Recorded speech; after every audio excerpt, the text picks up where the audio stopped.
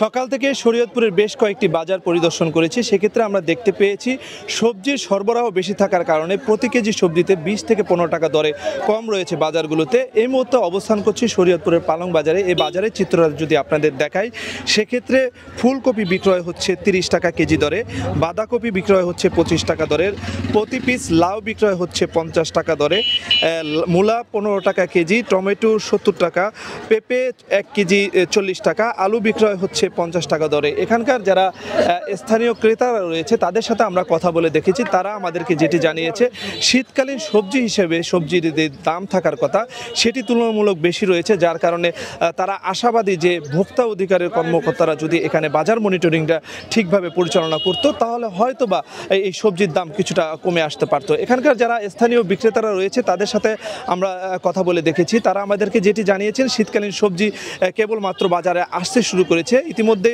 বাজারে যে সবজিগুলো পৌঁছেছে সেই সবজির দাম কিছুটা কমেছে এবং তারা আশাবাদী যে সামনের সপ্তাহে বাজারগুলোতে সবজি সরবরাহ আরও বেশি হবে, এর ফলে সবজির দাম অনেকটাই কমে যাবে বলে আমাদেরকে জানিয়েছে। এই ছিল শরীয়তপুরের পালং বাজার থেকে সর্বশেষ।